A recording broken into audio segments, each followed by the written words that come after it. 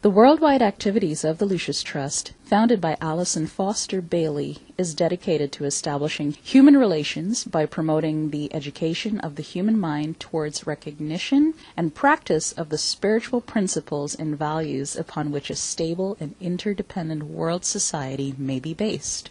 Like Alice Bailey, Sarah McKechnie is taking her professional and spiritual journey through life with her husband, Dale McKechnie, who is Vice President of the Lucis Trust. Sarah McKechnie, I can only imagine that you've been asked thousands of times to speak on the history of Lucis Trust founder Alice Bailey. But before I ask you to do this, I would like you to reach farther back into history and give us an overview of Alice Bailey's Russian mentor, Madame Helena Blavatsky, and why Bailey looked to her for inspiration. Madame Blavatsky, as she's called, or sometimes referred to as HPB, her initials, was a real pioneer in the bringing of what's called the Ageless Wisdom to the West. The Ageless Wisdom is a term for the spiritual teaching that for most of human history was hidden or veiled, but it's like a golden thread that runs throughout the world religions and mythologies and has always been present in human consciousness in some form or another appropriate for the time. Then in about 1875, a Russian woman, Madame Blavatsky, who had traveled extensively throughout the East and studied with spiritual teachers who were in remote locations in Tibet, in Egypt, deep in South America. She traveled all over, which was extraordinary for a woman in those times, wrote a work that's called The Secret Doctrine, and it was really fundamental in bringing the Ageless Wisdom into Western consciousness.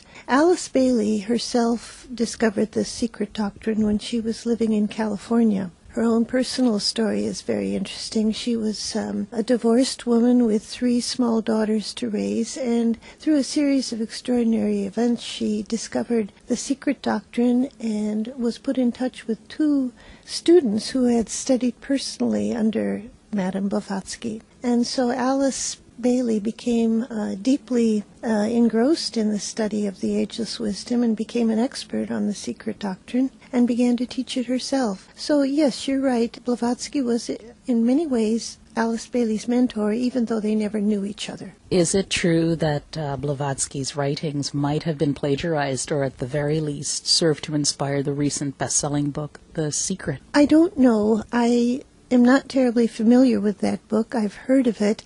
I think that some of the principles in the book The Secret are fairly well-anchored ideas that are really part of the Ageless Wisdom and therefore part of the library that humanity has been given. I wouldn't use the word plagiarized, which suggests stolen, just rephrased for modern man. I understand that both Madame Blavatsky and Alice Bailey's mothers died when they were young girls. And because death is life's greatest mystery that can't truly be explained, even though traditional religion attempts to do just that, do you think that the death of these women's mothers could have been the catalysts that set them on a path to esoteric study? That's an interesting question. I had never thought of it that way. Quite possibly it's true. Alice Bailey, in her autobiography, which is called The Unfinished Autobiography because she died before she completed it, does talk about her childhood, and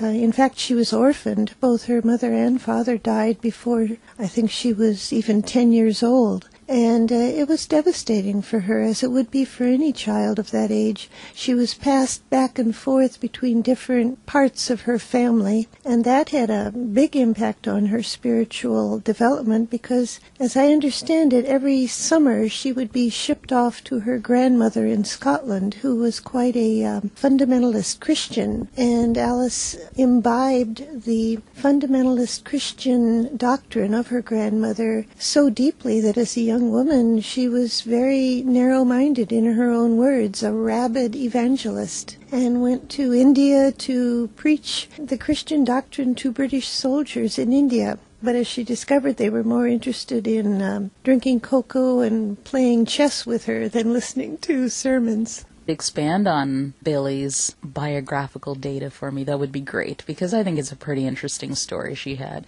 Her first husband who was abusive, and that's the sort of thing that women are still dealing with today, to go on to become such a great and interesting woman. I suppose all of us are a product of our life experiences, and Alice Bailey certainly was. She was an orphan. That's fundamental. She was born in the Victorian era of England. That's fundamental to her character. She was born to a life of privilege, and that also is fundamental. She never went to a school. She was tutored privately, and she had a first-class education and an incredibly well-developed mind, which became very important for the work she later did. She was, as I said, a fundamentalist Christian as a young person. Her experience in India when she was about 20, I guess, very young, very receptive to a totally different culture and way of life, really was the beginning of her spiritual revolution. She revolved, you could say, turning from the narrow fundamentalist perspective to a spiritual consciousness, which became completely inclusive in her later years. She fell in love when she was in India with a British officer in the British forces. He was not of her class, and at that time that was a huge issue for them. The only way their families could deal with this mixed marriage, as they probably would have called it, was to send the young couple off to America. So her husband and Alice came to the United States. He studied to become a minister in what we call the Episcopal Church, the Anglican Church. Then they moved to California, where he had parishes in various small towns in rural California. They had 3 small daughters, but all was not what it seemed to be on the surface, because, as you say, he was an abusive husband. He had a violent temper, and I think the whole thing culminated with him throwing her down a flight of stairs. And it was eventually concluded by the bishop who oversaw her husband's work that they had to live apart. Divorce at that time was just not sanctioned by the church, but there was no way that she could remain in that marriage. And that was at the beginning of World War I. So she was separated from her husband without any money, no access to the money of her family back in Britain due to the war. She became a worker in a sardine canning factory. And keep in mind that this was a privileged woman from a very aristocratic background. What about you, Sarah? What was the catalyst that set you on your spiritual quest? I'd have to think back many, many years. I suppose it was something that grew out of an early aspiration to be of service. In my limited experience with people who have converted from traditional religions to more esoteric or New Age type practices, there's usually one thing each individual can pinpoint that made them have that aha moment and convince them to take up the new practice. Can you pinpoint something in Alice Bailey's teaching, one thing in particular that gave you that moment of awakening? I don't think I can. It was more of a gradual process of realizing that the mind has to be active if one is going to make any contribution to the world, that a willing emotional nature is not enough. And the discovery of meditation, I would say, was pivotal, but I can't say that it was confined in a particular breakthrough realization, not in my case. So let me read something Blavatsky wrote. Quote, "It is Satan who is the god of our planet and the only god, and this without any elusive metaphor to its wickedness and depravity." Do you know what this really means, and do you think Bailey was so inspired by this sentiment that she named what has now been renamed or rebranded as the Lucis Trust, the Lucifer Publishing Company, back in the 1920s? If I understand the statement of Blavatsky about Satan, that's another term for Saturn, which is one of the planets. In the study of esoteric astrology, there are, I believe, 7 sacred planets. Saturn is the planet that is connected with the distribution or the working out of karma, the law of karma, which is really just another term for the law of cause and effect. It's utterly benign in its ultimate working out, even though karma can be painful to the individual undergoing the process. And that's why Blavatsky said Satan or Saturn is, well, how did you put it? It is Satan who is the god of our planet and the only god, and this without any elusive metaphor to its wickedness and depravity. Well, if I understand her language, without any elusive metaphor to its wickedness and depravity, she's saying it's not necessarily associated with wickedness and depravity as we normally think of Satan, the devil. Saturn is the planet of karma, which is the great law of equilibrium, the restoration of harmony and balance. That's another way to look at cause and effect. It's the restoration of equilibrium, which can only be good. Now, the reference to Lucifer comes from Blavatsky's description of Lucifer in the accurate sense of the term, which is of Latin origin. It means literally light bearer, and it refers to a very obscure principle in the Ageless Wisdom, which is that the solar angels, the governing lords of the world, descended to our planet eons ago, bringing the principle of mind to what was then in those ancient times essentially animal man. Human beings with no mentality at all, no soul, just virtually living the existence of an animal. And these solar angels brought the principle of mind. That's the connection with Lucifer, light bearer, bringing the light of mind to our world. So Lucifer, to Blavatsky, was one of the great sacrificial beings who descended to earth. That's where we get the idea of the fall. As John Milton, I think it was the British poet John Milton, wrote about the fall of the angels. That was the descent of the solar angels to earth as an act of sacrifice on our behalf. So you can see, if you even have a willingness to consider this doctrine, how skewed it has been by the more modern connotation of evil and Satanism and corruption. It's not seen that way at all in the Ageless Wisdom. So Alice and Foster Bailey came out of the Theosophical tradition, as I said. I believe Foster even was the editor of a Theosophical magazine that they called Lucifer. So they probably thought Lucifer, light bearer, was a good name for their fledgling publishing company when they started to publish the books that Alice Bailey was writing, the books they saw as bringing light to humanity. But within 2 or 3 years, they decided to change the name of the company to Lucis Publishing Company. Lucis being from the same Latin term meaning of light, trust of light, publishing company of light, and that's the name we've had since about 1925. Did they get flack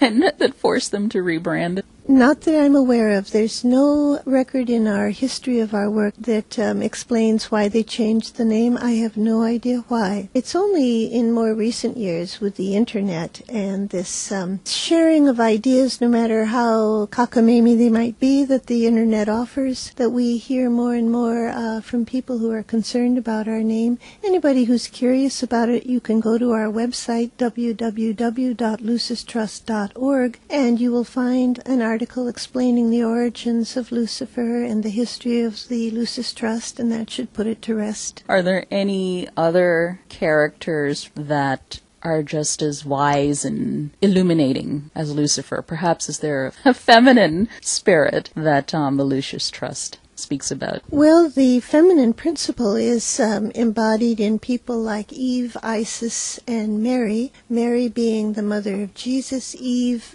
being the biblical wife of Adam, Isis being one of the rulers from Egyptian mythology. Generally, the feminine principle in the Ageless Wisdom is equated with matter. And matter, according to Blavatsky, is spirit on its lowest level, and spirit is matter on its highest level, and the two are one. It's not correct to see matter as contaminated and evil, and spirit as the only good. The whole objective, especially in the coming age, is to see the mergence of spirit and matter in perfect union, so that life on earth becomes an accurate expression of God's plan as it exists in the mind of God. To bring through that plan on earth is to merge spirit with matter. The feminine principle is the receptive principle, the masculine principle being the spirit or active agent, but nothing is accomplished without the feminine principle carrying it through and bringing it to birth. Going back to, I guess, astronomy or astrology,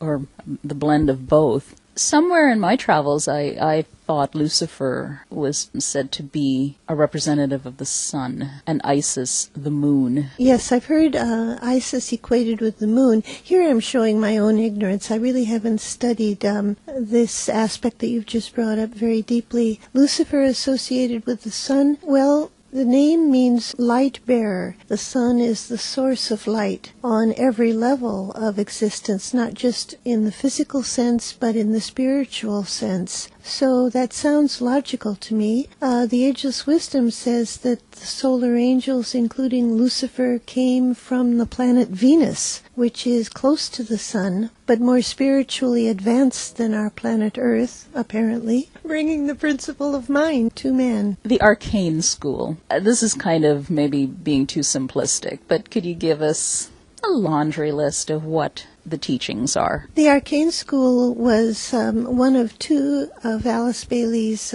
spiritual contributions. One of them was the writing of the 24 books of Ageless Wisdom, which are published over her name. The other was the establishing of the Arcane School, which she began in the early 1920s and which exists still today. It functions as a correspondence school for students all over the world. Lucis Trust is a non-governmental organization that has an affiliation with the UN. How does your esoteric practice interface with the figures and policies of world government? It's a bit of a reaching question, but I thought I'd give it a shot. That's all right. In some circles who don't know very much about our work, they have accused us of being in favor of a one-world government. That's not the case at all. We don't believe for a minute that there's any one system of government that would suit the whole world. Cultures and societies are different, and it's the right of nations to choose their own form of government. The term one world government is much more subjective in its significance in the books of Alice Bailey. It doesn't mean a political system that nations would follow, but rather a kind of a spiritual view or perspective that sees the coalescing of all the nations of the world in unity. And that's what the United Nations stands for. People expect the UN to solve problems and take a stand, except when it comes to one's own nation, and then the UN should stay out of it. The UN isn't a form of government. It's a platform for the governments of the world to come together and try to work out in common ground a solution to problems. A fairly successful resolution might be the way they are approaching the problems in the Middle East that have been developing since the turn of the year. Although, again, not everybody would agree with, say, the stand taken in Libya or in Bahrain or whatever. But we have always supported the United Nations for its spiritual objectives, which are to provide a meeting place for the nations of the world to come together. There has to be some common ground if humanity is going to work its way out of the problems of the world, and the UN is the best thing we've got. It's not perfect, but name one other global organization. You can't. We have to work with what we have. The UN is no better than its member states, and its member states are reflective of the consciousness of humanity in its present condition, which is imperfect. But let's say there was such a thing as a new world order, one world government, globalist agenda, that sort of thing.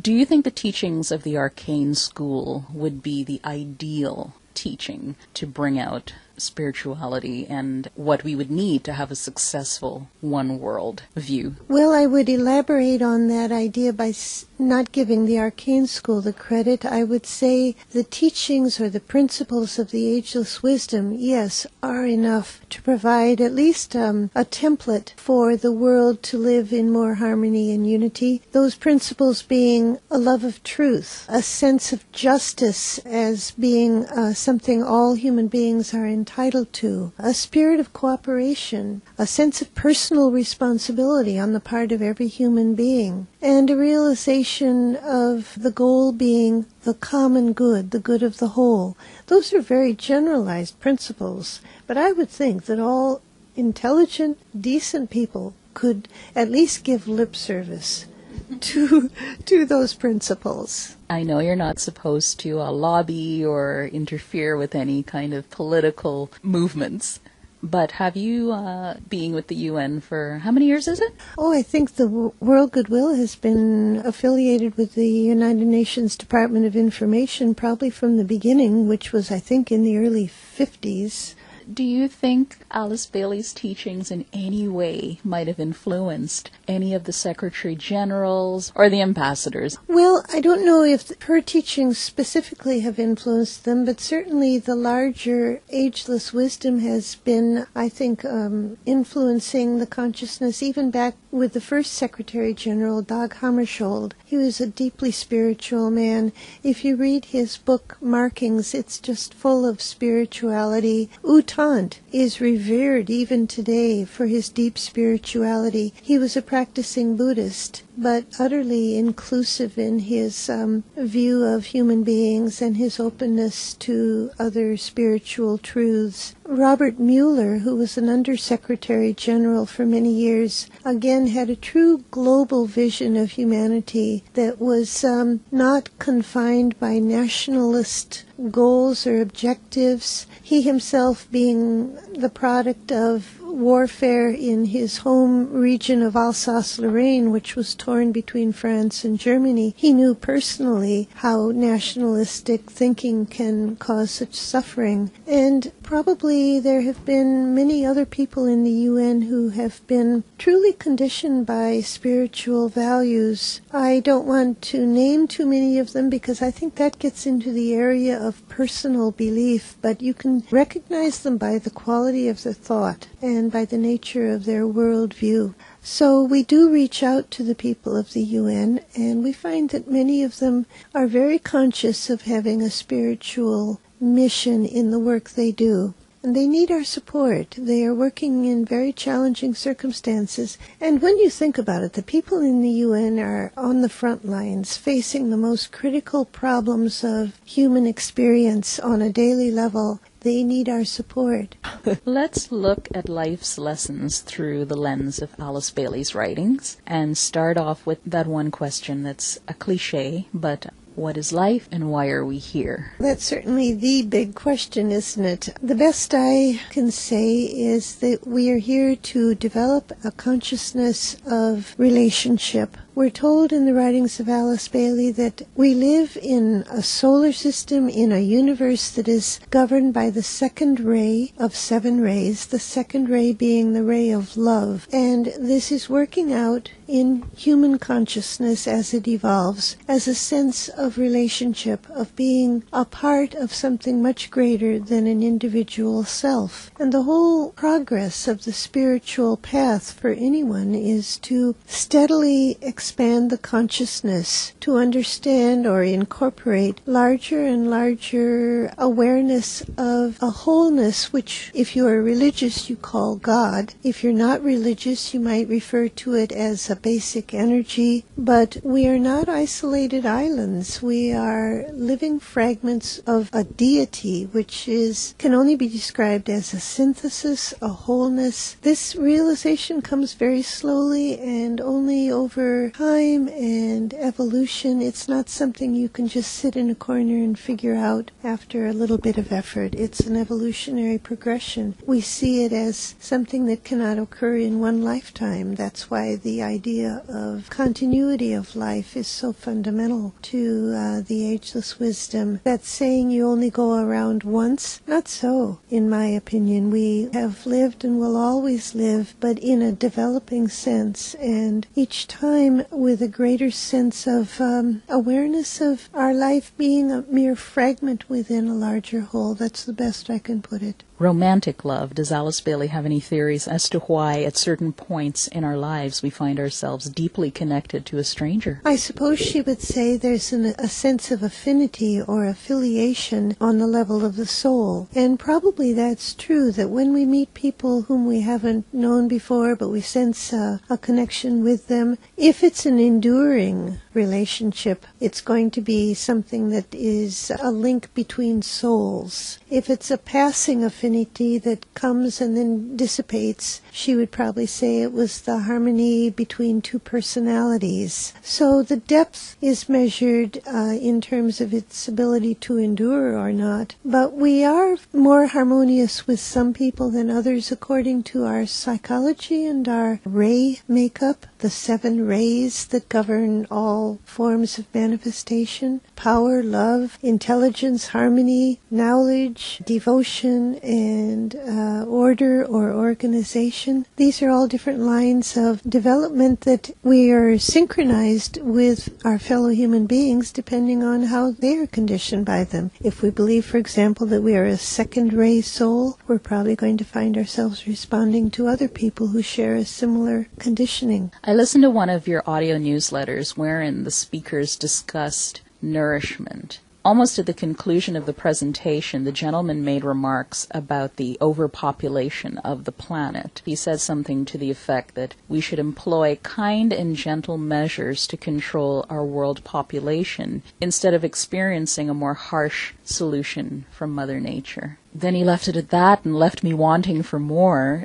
So it begs the question, what is the Lucis Trust position on how and why we should control the world population? We don't really have a formal policy or point of view. The implication of that statement you just read is that Mother Nature takes care of overpopulation through famine, through war, through all kinds of natural disasters. But war isn't really Mother Nature. Yeah, but the implication is that if we don't take care of overpopulation, other circumstances will do it for us. But I personally think that anyone living in the West, and particularly in a developed country like the United States, had better be very cautious about judging overpopulation and saying, well, look, our society, we only have 2.1 children, whereas other societies have 6 or 8. A child born in America is going to consume far more of the world's resources than a child born in a developing country.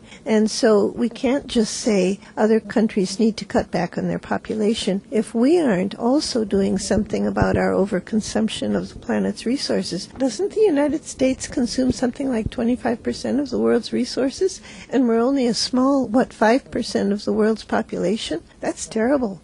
I think that's the point we should focus on and not overpopulation.